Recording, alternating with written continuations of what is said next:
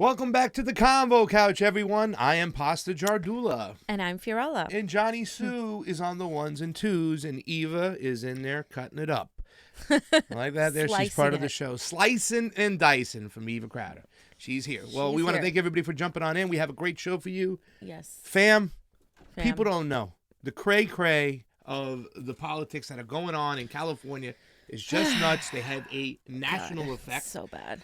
We even have one of the more popular and probably one of the most important DA races coming up. Jackie Lacey, who's the incumbent. Black Lives Matter, always protesting against her. She won't prosecute any cops. She has been shunned and turned back. The back has been turned by the Democratic Party of California as they have now endorsed Garcon. And there's a lot more ins and outs. We were at the meeting yesterday. We're going to talk about it on the show. We have to talk about your girl, Elizabeth Warren, of course. There's a little Tulsified. There's Matt Orff. Matt Orff Lee is in the show today. But first, we start with fam's favorite, Bernard. Yeah. I mean, I can't lie. Nobody beats Bernard. Why haven't you wrote the Bernard song? Like, remember, I got a crush on Obama. Where's the I got a crush on Bernard? I didn't know that. There was. And that person didn't know anything policy-wise about Barack Obama because Barack Obama never talked policy. No, he talked about, hope and change and things like that. Blah, blah, blah. So the New York Times released an op-ed that was really, really, really well done. And it basically talked about, basically if you think that Bernie Sanders can't win, you've not been paying attention, you don't understand his campaign. And I'm just going to go over some highlights of the article because it's very important that we see why Bernie Sanders is a winnable campaign. So Mr. Sanders has not diluted his message since then, but has instead recommitted to his promise of big government socialist reforms, all the while putting other candidates on to his side. Although Mr. Sanders grows in popularity, neither the Democratic Party establishment nor the mainstream media really understand his campaign. That's because it disregards conventional wisdom in politics today, tax cuts for the elites and corporations and public-private partnerships to financial healthcare, education, housing, and other public services. This is important to note because when you're running a grassroots campaign, the mistake that you can often make, or when you're trying to run a progressive campaign, is to really not run it like the establishment. You can't do that. And I think Bernie Sanders, his core message is focused on the people, and so it's a different kind of campaign. I'm not saying it's perfect because it's most certainly not, but it's the first time we are really like doing a heavily, people's campaign. So, well, let me just say this. Number one, he could have won last time. Right. He could win this time. I think there's no doubt that he can win, that he's one of the most popular candidates around there because he stands for the working class people of the world, especially in the country. However, I think a lot of people are disgruntled by the fact that they don't think it's going to be fair again. So yes, he can win, but they can't win. He can't win if they cheat him again. Exactly. And that's the disparity. And just one last thing too, fam, the fact that the New York Times is trying to slip things in like big government. Once again, they're getting their little jabs in there. It's not big government. Our government has so many bureaucrats right now, and a ton of money goes to the military-industrial complex. He just wants to reallocate the tax money to the people. It's not about making the government bigger. It's about getting the money and the resources to the people who need it most. Exactly. And then they go on to talk about how Sanders has won 52% of the Black millennial vote in 2016 and was supported by Black Lives Matter activists like Erica Gardner, who passed away in 2017. But Sanders is taking the criticisms of lacking diversity in his campaign seriously. And also, Sanders has reached a typically invisible, downwardly mobile working class with his language of class warfare. This is important, and I always highlight this in Bernie's platform. This is something that no other candidate has done, talked about that this is a class warfare between us and the elite. And then it says he has tapped into the anger and the bitterness coursing through the lives of regular people who have found it increasingly impossible to make ends meet in this grossly unequal society without cynicism or the typical racist explanations that blame African Americans and Latino immigrants for their own financial hardship. Sanders blames capitalism. His demands for a redistribution of wealth from the top to the rest of society and universal government-backed programs have resonated with the forgotten residents of the country. And that is very, very important to point out, because when he especially in 2016 when he talked about how it's, everybody's suffering. He focused on everybody, including many of the disillusioned poor white people in the Midwest and in the South. And that's something, of course, that you see now with Tulsi Gabbard, who's talking to all Americans, as she continues to point out. Can I say something on that too as well? And we've talked about this often, fam. He's kind of running to win this primary. You know what I'm saying? He's always, and he goes on Fox.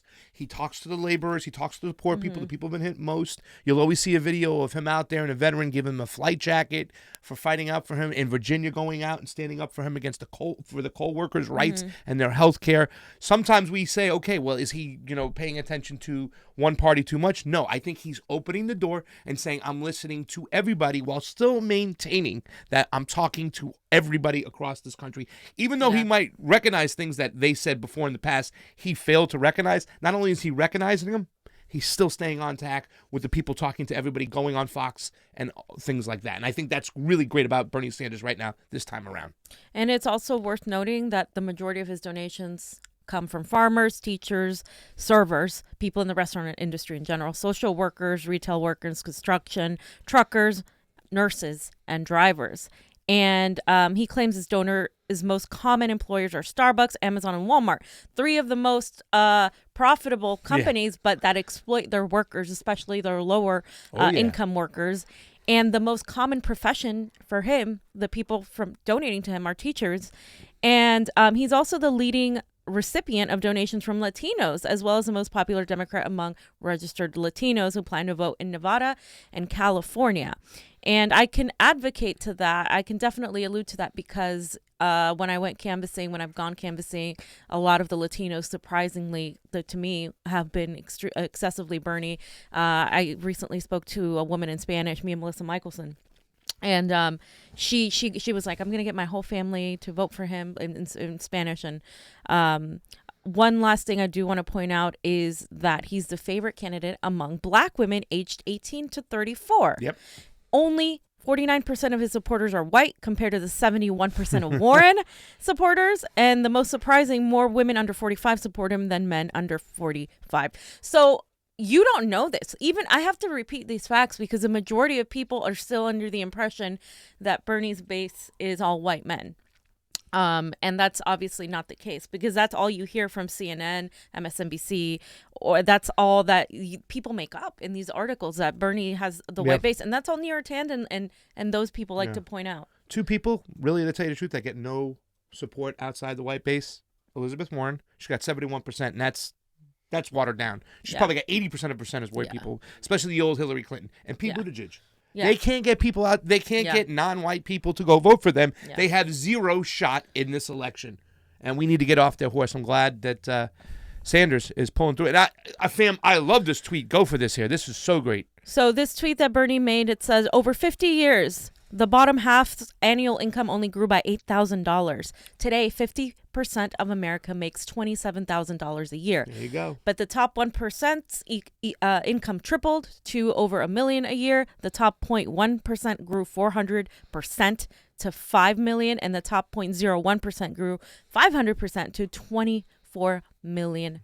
Capitalism, huh? We need a political revolution, and that's what this is about here. This is why I am. I support Bernie Sanders because he focuses on the economic side and how we are all suffering under this economy. Yep. Yeah. So a gay couple, they need money. They need money for resources. A black couple, they need money, resources. You know what I'm saying? It's not about race and religion all the time. Yes, there's a lot of inaccuracies and inequities, of course, with those groups. But the main thing is it's financial. If you give people resources, they'll love each other more. They'll get together more, and they will grow together. We're going to point that out, too, with Jackie Lacey later on, of course.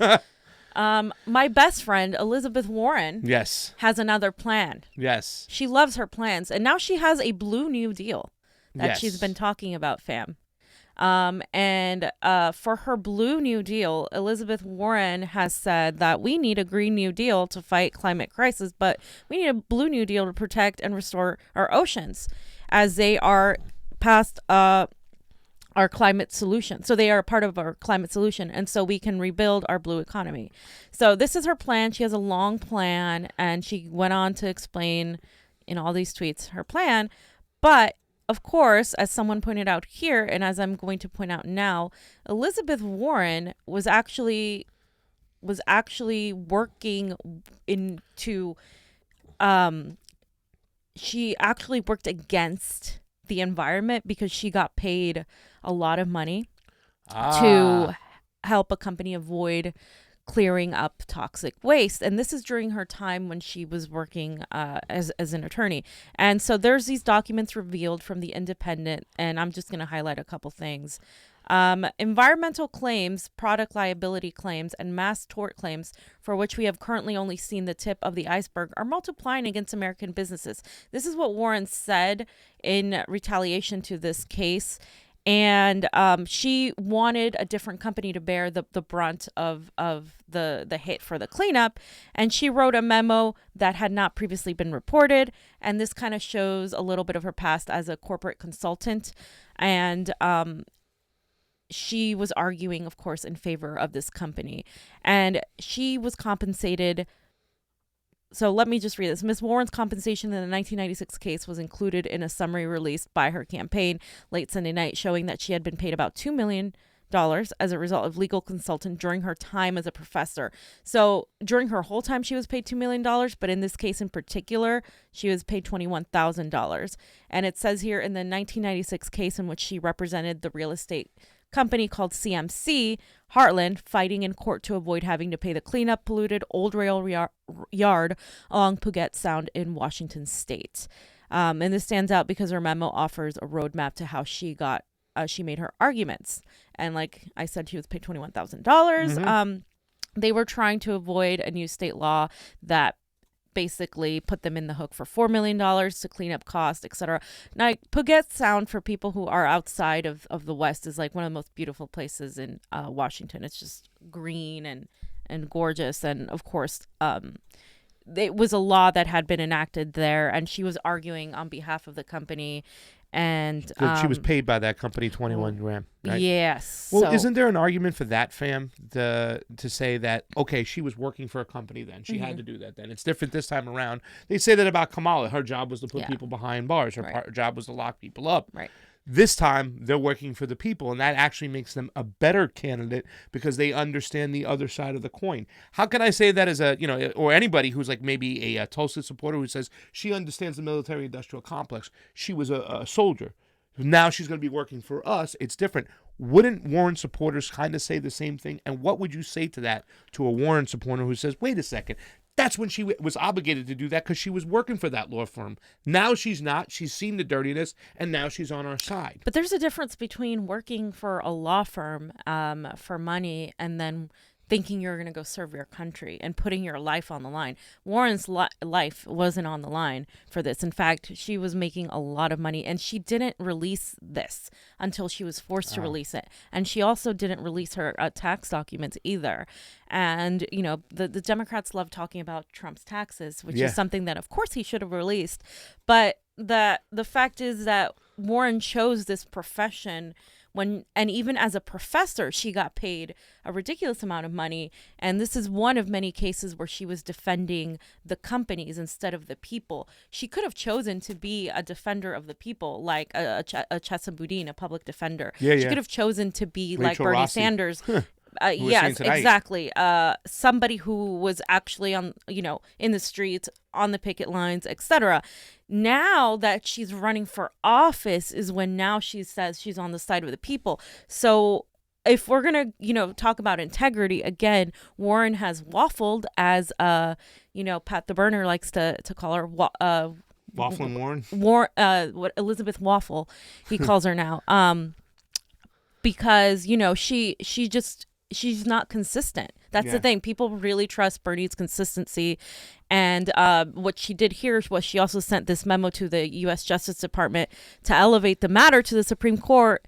And the activists of that time, the environmental activists, were saying this was just a tactic and it hurt public health because the toxic nature of this was that it was affecting people's health.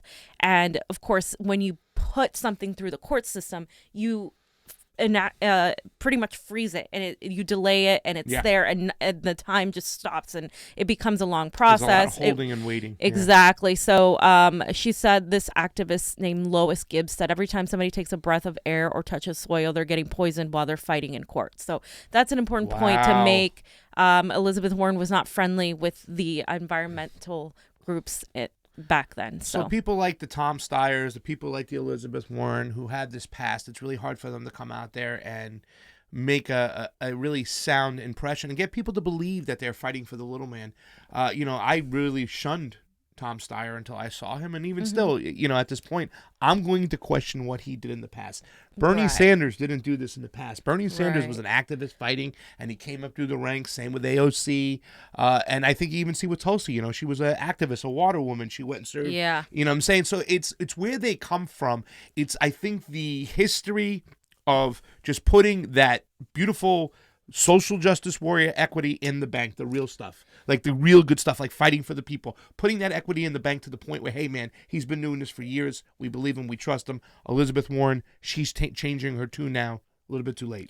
But it's also the fact that it's that people can change and people can adapt, and they can show progression. However, that progression should not be confused with political manipulation, because if you're running for office and that's when you change your tune, then it's like, okay, then you're telling me that's the reason you're doing it. I want to see this change when you're not running for office, when there's nothing to be gained from it. Well, that's what they're going to say. They're going to say that Elizabeth Warren, before she got her position in Massachusetts as a senator, she was fighting against the banks. She had saw what was going on. She changed her tune. So I know that's that one little sliver of area where they're talking about. But when she came into power, she'd even follow up with what she talked she would do in the past as far as punishing the banks and making sure these people pay. The restrictions that she brought about from them were minimal, and they didn't make any change whatsoever. Right. From Occupy activists of the time in 2012 when this was going on, they said that it was largely just very surface level things she did. Nothing really helped the people with the Consumer Financial Protection Bureau, and that's her go-to. Yeah. But like that hardcore activists who were literally like sitting in empty houses, like fighting the streets, they aren't really fond of her. No. And so I'm honestly, I also question that to the extent that it actually did help people. It really didn't help them very much. So you want to start on this one, fam, because this is your girl. Well, let me just check really quick. I know a lot of people are over watching the Jimmy Dore show because there's only 49 people on the MCSC network. There's only 50 people. We're about 400 people short. Anthony Allen, thank you for the super chat contribution, as it is always appreciated on the couch. Well, they're here for that. Can't get enough of this show. You've exposed Pete. LOL. Tulsi 2020. You better believe it. Dave LH, thank you for the super chat contribution. It is always appreciated on the couch. Where can I get Pasta's shirt? Well, it is on, Johnny put it up there, Super Progressives Instagram. That's our girl. She's got a bunch of different sweatshirts, all this other product. We're looking for the next edition. Hopefully we'll see some new progressives on the next edition. But even until then, it's got some Shameless great people plug. over here. This is actually the old one because this still has Cenk Uygur on it. Cenk Uygur was now replaced. If you buy a new one, I believe this is the Cenk Uygur. He is now replaced with Tim Black. Oh, okay. So they've stepped it up somewhat. Let me get rid of all this stuff. Thank you to all those people who were on our super chats and sending us. Oh, damn, I just got rid of the wrong thing. And sending us that extra dough. Guys, we could really use it. It is heating up right now. We need to get out there. We need to cover this stuff. What we experienced yesterday at the UTLA Democratic Club, we don't like going to these things at all. No. But we go because there's a lot of shit going down. And last night, some stuff went down. I had to shower 5 times to rub the establishment smell off of me. That's it funny. Was just... I came home and I put sage all over me just in case there was any gross. friggin' demons over there. So Matt Orff, who, as we know, Orff.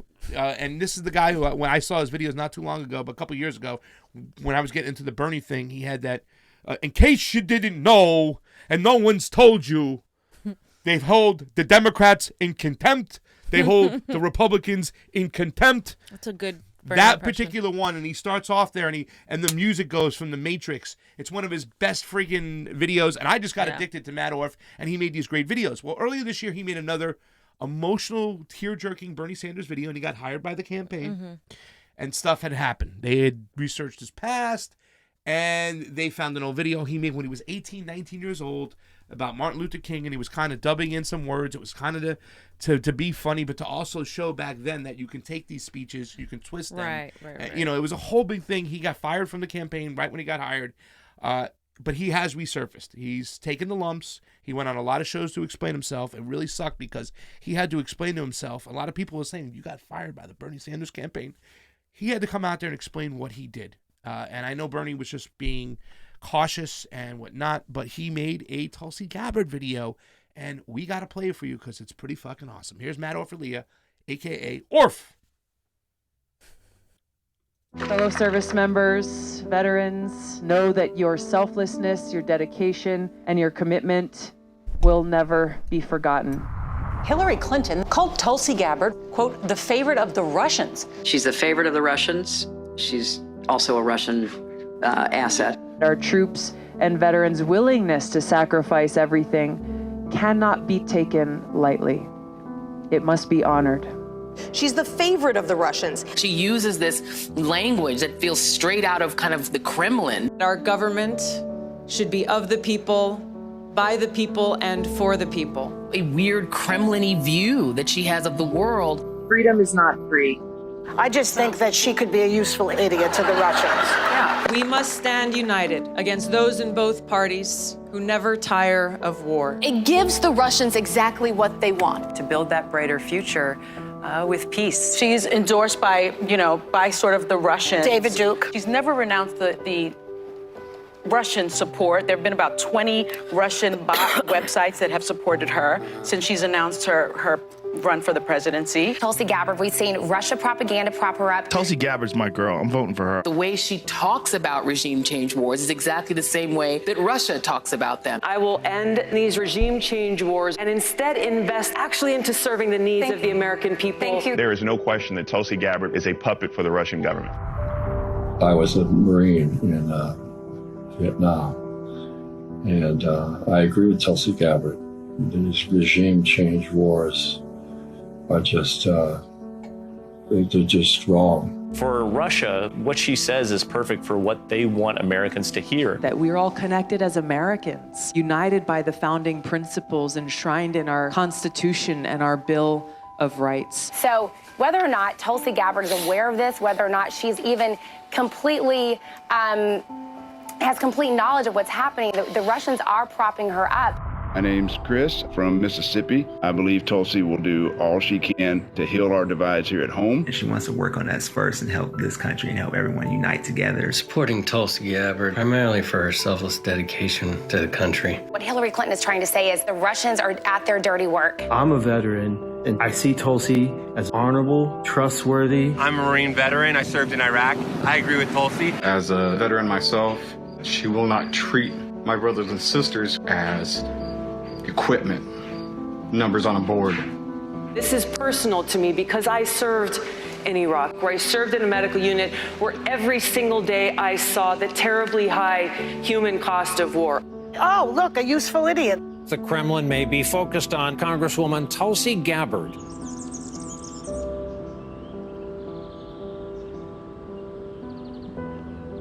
I'm a U.S. Army veteran, and I want Tulsi for president to end these atrocious wars.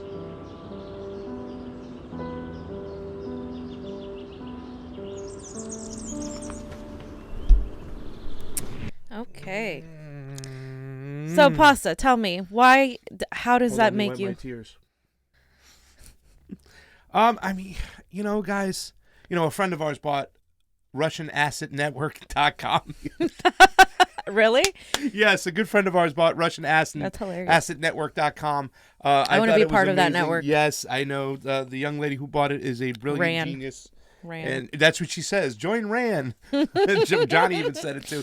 We said it was genius. But really, to tell you the truth, the way my blood boils when I see Joy Reid talk the way she does, it's disgusting that they're getting away with it. Bakari Sellers, disgusting. I don't wish ill on anybody, but if anything should happen to them, I wouldn't even bat an eye. It's disgusting what they're doing to Tulsi. I mean, it is disgusting. This whole Russian narrative is I mean, and when are people going to wake up? This is McCarthyism at its best. This is the only play the Democrats have. And if you can't see that the deep state is controlling your media, then you better open your eyes, because that's what this is all about. This isn't about calling out Tulsi Gabbard. This is about control, making you fearful of what they're going to do so you join their side and they maintain that control.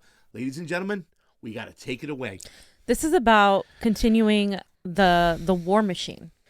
That's what this is about here. They don't care. They see, like that guy said, I like that she doesn't see us as equipment. They see soldiers. They see combat, the military soldiers that actually go there to risk their lives for for rich oligarchs to make a lot of money. This is how they see them as, like cargo equipment, nothing, Pawns. Meaningless. Yeah. And the fact is that she went, a lot of people want to say, well, you can't be a regime change, pro-peace candidate if you went to war. And I disagree with that. That's ridiculous. I disagree with that because a lot of veterans go and have gone until recently into war thinking that they were serving their country, that they were doing something good. And that's what we were told our whole lives. That's what we've been educated on as people in the United States. And then they found out that's not the case. The first people to find that out were, of course, Vietnam. The people that went to war in Vietnam, they were one of the first to realize, holy crap, like, this is awful. This is not what we should be doing. And then thereafter. And this is why we're talking about Kennedy and stuff, because Kennedy was one of the people that stood against that machine. And of course, we know what happened to him. And so look at what they're doing to Tulsi Gabbard, who knows the cost of war, and she talks about it all the time. She doesn't just say that and pulls it out of nothing. Like, she has seen her friends, her what she calls brothers and sisters die. And so when you look at this, and Matt did a great job of the parallel, right? The cuts, because when you edit a video, it just fell right perfectly in there when it was like, she's a Russian asset. All she wants to do is, and then it's Tulsi talking about peace, talking about ending the wars, talking about all these things. And the juxtaposition of that is amazing because it doesn't make any sense. And all they have is Russian asset. She's a Russian asset. It's clear she's a Russian asset, but they don't give you reasons as to why. Yeah. They don't have any proof. No. There is it's ridiculous is that video exposes, how ridiculous it is to accuse her. And think about this. During this show, America has dropped bombs on poor people of color, of indigenous people. Right now, as we were doing the show, another serviceman took his own life every 22 minutes. So just harp on that, think on that. And I this is where, fam kind of has to get me down sometimes when people say, okay, we take all these domestic issues at heart and we have to get these things fixed. No, we have to fix this too. We're going around and committing bloody murder, and the elites are profiting off of all of this. So it's one of those areas we really need the concert. And Tulsi Gabbard has been the only one. I mean, I think Bernie Sanders has done a really great job. He's, like I said, that one video we talked about, the Orff video, it talks about him going after Congress, saying, who are you worried about? Why do we have to spend this money on the defense budget? But, the nuance that Tulsi Gabbard has brought to this race when it comes to foreign policy is so important. And I hope everybody watches the show, shares the show, all these other shows that talk about foreign policy. I know right now there's not a lot of people on because they're over with Jimmy Dore watching Max Blumenthal in the Gray Zone, but you have to learn this stuff. You have to understand this stuff. Hey, the majority of our budget goes to this shit. All your taxpayer dollar goes to this. So we got to wake up and be wise to it and fight the machine. Fam, I have no super chats. I have nobody going on. You want to get on to your next part? Because I know there's going to be a little conversation here too, because I've been, I don't want to say evolving on this situation, but I've been kind of curious. When we talk about this, we talk about capitalism. We talk about socialism. Mm-hmm. Go ahead. Would you give me a I'm gonna give you, I don't know what to say because I don't know where I'm at on it.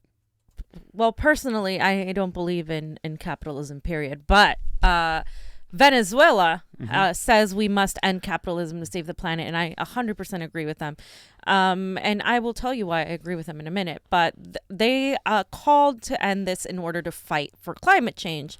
And so I'm just going to read a snippet of this. The head of the Ministry of Foreign Affairs of Venezuela, Jorge Arreaza, stressed on Tuesday that there needs to be a change to the capitalist model in order to stop the climate emergency facing the planet, a situation that he described as an environmental catastrophe. Other people that have echoed the problem with capitalism and the climate and how it's actually very much interrelated are people like Naomi Klein, who has talked about disaster capitalism, the profiting of natural disasters like things like hurricanes in Puerto Rico by the U.S. and by the elites using, of course, disaster capitalism. The article goes on to say the planet has been a victim of capitalist model and its patterns of consumption and production, its relationship with the modes of production associated with neoliberalism, and the financial kidnapping of the world order, he said. Furthermore, he blamed the United States for acting with profound irresponsibility by invigorating the global climate conflict through the emission of greenhouse gases and evading its performance in its climatic reality. The U.S. is one of the main actors in the global climate conflict, with an estimate of 15% of the emissions of greenhouse gases, and despite this, it intends to exclude itself from our common and collective policies. Let's not change the weather, let's change the system. Words with which he closed his statement at the COP25 in the capital of Spain, the epicenter of this environmental meeting. Greta Thunberg was there as well. This is important because a lot of people say that no ideology is perfect, and I 100% believe that. But capitalism inherently pits people against each other. That is like the basis of it. As long as you bring somebody down, you're going to be up and you're going to win. And so when you're competing for resources, whoever has the most resources, whoever hoards the most, exploits the most, wins. And so when there are limited resources and limited amounts of people and you're already competing for resources, the environment, of course, is the first to go. You're exploiting things like oil in order to be the one who most has control over oil. You're exploiting things like plastic for people, making profit off of that. We've completely stopped the invention of other products. Like there's hemp that we could be using. There are other windmills, energy, solar energy, so many things that we could be using, but people can't do that because capitalism forces people to in turn need cars, to in turn need to get to their jobs, to in turn rely on the production of oil, et cetera, et cetera. And he talks about how the United States doesn't take responsibility for it, and we don't. Donald Trump has made it worse by, completely removing everything. Of course, then there's Bolsonaro and people like that. And I 100% believe that capitalism influences the destruction of our environment, and the destruction of our environment, of course, influences more capitalism, because then you're trying to compete with trying to save it, but you're not doing anything to fix the core problem. Well, here's the argument I've been hearing lately, and about capitalism is okay as long as it's no crony capitalism. But I haven't been convinced that. I disagree 100%. I know I haven't been. And here's the thing: I'm not agreeing with these people too as well, because I told Johnny I think it's very important we get Caleb Maupin in here, because he's a very socialist, but he's talked about when socialism comes to the United States. And first of all, it's already here. We already have social quasi-entities in our system. But it will be a unique type of socialism. There'll be boundaries. There'll be limits. There'll be floors so people won't be able to get hurt. So when a lot of these people talk about capitalism older people who've lived in a somewhat of a socialistic or communistic society where they've seen it fail, they sometimes praise capitalism because they think it's about choices. They think it's about competition. Right. But once again, what point does capitalism not fall to crony capitalism? Yeah, it might have worked at one time and brought a lot of people out of poverty, and with the FDR regulations and those floors and those ceilings, it might have thrived. But at what point does it not get away? At what point does it not become crony capitalism? And at what point do we stop seeing people end up in the streets for capital gain so other people can have money? It's always going to end up there is the point. And also to your point about people coming from other countries thinking that capitalism is the answer. Those countries are things like socialism and capitalism or socialism and communism failed. If it wasn't really that, because a lot of the sanctions and the intervention that the United States and the Western Empire caused upon these countries, especially Latin America. A lot of Latin Americans, like I've spoken about before, are very suspect and almost hate the thought of socialism and communism. And make no mistake, under unfeathered capitalism, the idea is to have a bunch of people poor so there could be a small amount to be rich, to hog those resources, to hoard those resources, to take that money. So in its sense, but once again, I'd like to hear more conversations. I'm trying to learn because I'm kind of curious to what system comes into play. And I'm going to reach out to some people and see if we can get Caleb Maupin to come talk to us about that, because he has a very unique aspect of where he's coming from, and he's a big socialist in a lot of ways. And I think a lot, when you talk about socialism, it's about sharing a lot of the resources, making sure we're lifting each other up. I think it sounds great. Well, I think a lot of people don't understand what actual socialism entails and what it would look like. That doesn't mean markets don't exist under a socialist system. People are under the impression that you wouldn't have a small business. That's not the case. You would have small businesses. In fact, you'd have many more small businesses because corporations wouldn't be taking them over, and that's the difference. It's a mistake that people make to say socialism is bad because there's no businesses. So well, I think that we have to get to the next topic, but when it comes to choices, I don't want a choice about living in a box or living in a tent, and that's what capitalism leads us to. Absolutely. U.S. weapons manufacturers are hitting record war profits. Remember Dick Cheney? Well, I'm not going to be a part of Halliburton anymore. My kids aren't. That's where these emoluments started, and they kept creeping up. Fam, go right into it. So I just wanted to talk about how we're making so much money off of weapons manufacturing. The U.S., of course, is leading in weapons manufacturers. They're dominating the world market, and I'll just read a little bit of it. The top 100 weapon companies sold $420 billion in arms and military services in 2018, and the top 5 companies are all from the United States. Lockheed Martin, Boeing, Northrop Grumman, Raytheon, the General Dynamics made $145 billion in sales, equivalent to 35% of the total. Overall, U.S. companies account for 50% in total sales. So one of those companies would have had a name on Johnny's check if we didn't steal them from there, by the way. Sorry. Probably. But the point I want to make is, again, there's always money for war. There's always money for continuing this to support the war machine. But the first thing people ask, whether they're centrist Democrats or right-wing Republicans, is how are you going to pay for it? How are you going to pay for education? How are you going to pay for all these things? I think we need to start demanding to ask, how are you all going to pay for how much money you're giving the military-industrial complex? So in the news, we have Neera Tanden, who's my best friend. Your best friend. Neera Tanden has continued her smear campaign against progressives, and now she's moved on to, of course, Jill Stein. So let's read her tweet, fam, if you want to read it. I'm for a progressive government in the UK and everywhere, but the person who helped stop that in the U.S. by telling us there is no difference between Hillary and Trump and got more votes in PA, MI, Wisconsin than Trump's margin is tweeting at me instead of lifting a finger to defeat Trump. Was that a good Neera Tanden? That was a good Neera Tanden. And Jill Stein says, Neera Tanden, Clinton's diehard enforce of vote blue no matter who, joins the bogus right-wing smear campaign to stop the UK from electing a progressive government. Just in case you're curious how Clintonites will react if Bernie got past the DNC. And so I like Jill because she brings it back to, this is how they're reacting with Jeremy Corbyn in the UK. And, Neera Tanden has the audacity to talk about how she's for progressives when she's,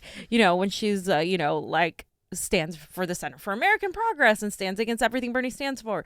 And Jill Stein makes a great point talking about think about what they're going to do.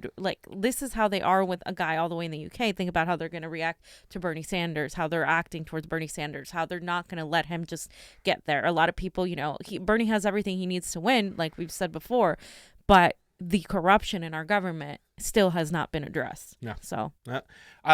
I think we should do these two, and can we save this for tomorrow? Yes. All right, yes. so we're going to do the next two, and we're going to save the Jackie Lacey stuff for tomorrow. We'll bring it all back. Johnny's already done some great work on it. But tonight we're going to a debate, and there might be some more people and some more information that we can go out there and get and bring to the table. Like I said, I've been on the phone all day. Healthcare. We need to have a what, fam? We need to have Medicare for all because GoFundMe is officially now how people are paying for healthcare in America. And this is a really eye-opening article from GQ, which is good. And basically, GoFundMe has kind of started putting how you, as a cancer survivor or cancer patient can find tips to help you raise more money. It's ridiculous. Because now GoFundMe, of course, is the thing.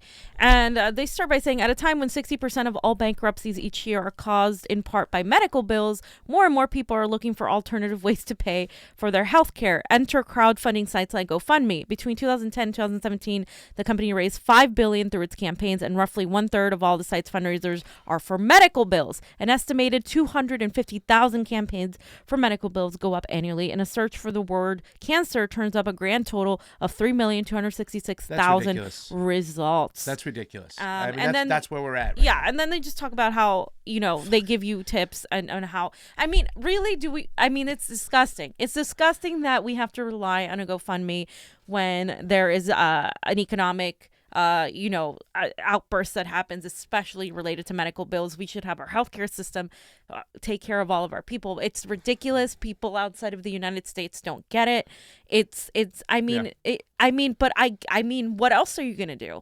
You know what I mean? Some people have died. I have, stories of my friends whose parents have died because they had to stop treatment for their medication because they'd rather not leave their children with medical debt. And that's the thing, like, are you going to choose between living or between leaving your family with so many medical bills in case it happens anyway? And we see the story of these kids cutting on their insulin. You know what I'm saying? Young kids dying to cut down their insulin because they can't afford it. And, it's so funny because I have a friend.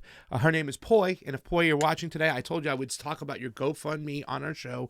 We will bring it up one day. She's on my Instagram. But it's just a shame that she has to go out there and ask for money to live for her process, for her medical bills, because she can't afford it. And the insurance won't cover it. So even if we do have insurance, and it's so ridiculous, fam, that we fund all this money on war, on people we have no idea about what's going on, bombing them around the globe, but yet we can't put our money in collectively to pay for healthcare, and the alarmists, we can't do that. No, wrong. If we're doing it for war, we can do it for healthcare. And the whole story of Breaking Bad was because the reason he went into meth selling is because he couldn't afford the medical.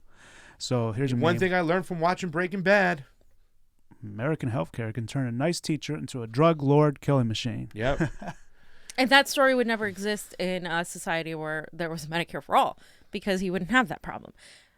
So the last thing we want to close with is I want to talk about the meaning of bipartisanship, because a lot of people have this wrong idea of what it means, of what it doesn't mean. And I think there are two different meanings, multiple meanings being placed on this. So Kyle Kalinske apparently did a video where he spoke about Tulsi and criticized Tulsi's bipartisanship. Did I accidentally?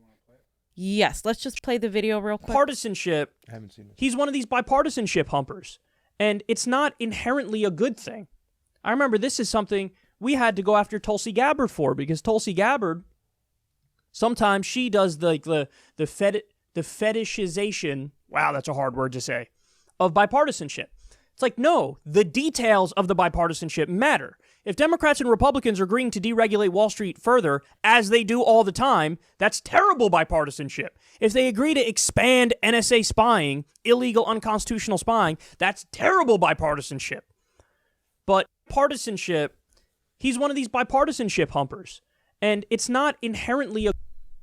Okay, so I'm going to read a couple of things. I'm going to read Sophia's tweet. Such a disappointing take from Kyle Kalinske. What Tulsi wants is more non-partisanship. That's what she means when she says put people ahead of politics. It's not that bipartisanship is inherently good. It's that we will need it to get legislation passed that puts people first. And I said there's a stark difference between bipartisanship for the sake of passing horrid legislation and working with others and not attacking via superficialities. Sanders has also done this as an independent to pass good legislation. Republicans who rarely agree with him often say so. And I'm pointing out Bernie Sanders. I'm also going to point out AOC, who has had interchanges with some Republicans like Ted Cruz, because and Marco Rubio specifically, because that is how you get things done. Nobody is saying that you're going to give up your integrity. That as a progressive, you're going to go in there and be like, oh yeah, let me find some common ground with Nazism. That's not what people are saying. That's not what Tulsi Gabbard is saying. No, but sometimes the left, this is how they react. Like they're so emotional about these things. It's like, that's not what it means. What she's doing is saying, we have to sit down and get things done and not just be yelling at each other while the rest of America starves while we continue in these wars. And I think it's ridiculous to say that we have to hold Tulsi accountable to this, because she's not doing anything wrong. She's not talking about bipartisanship in the way you think she's talking about. She's talking about coming together. And Bernie Sanders, as an independent, has done that continuously, not just with Democrats, but with Republicans. I don't he has understand sat his down point. And, well, because what is he trying to say, because Kyle? the mistaken thing is that bipartisanship is in itself, what Tulsi's talking about isn't even bipartisanship. She's talking about reaching across the aisle and finding common ground on good legislation. Bipartisanship, though, has so far met for many people where the Democrats given their morals. For instance, Nancy Pelosi giving into Trump's military budget, things like that. That's horrible, right? That's Nancy Pelosi completely saying, whatever, we're just going to continue supporting Trump's military budget because we need to move things through, and that's that. No, she's doing that because it benefits her. That's not what Tulsi Gabbard has ever advocated for. In fact, she's advocated for sitting down and being able to turn legislation that is positive into something that maybe Republicans can understand by talking about it in a different way. There's a big difference between, giving in and actually promoting something that is going to be good for the American people. So I'm so sorry. I'm trying to make arrangements tonight for this big thing as we're doing the show. I apologize. There's a bunch of tweets coming in, ladies and gentlemen. I don't mean to be looking down, and I was listening to that. But, yeah, we got to wrap it up, fam. Is there anything else you want to talk about? I don't understand where Kyle's coming from in this whole thing. He completely friggin' lost me there, and I was like, what the hell is this guy talking about? Yeah, it's definitely a bad take, and I think we need to more so define what bipartisanship means and what nonpartisanship means, because I think that's what Tulsi is advocating, like Sophia said. So. Yeah, well, Kyle's come up with some stupid stuff as of late. He's usually generally pretty decent on, but as of late, some really, really bad stuff. So we're going to get out of here, ladies and gentlemen. Tomorrow we'll join you. We're going to start with some Jackie Lacey stuff, what happened at the LA UTLA meeting. John, you got anything else? Couple super chats in the queue.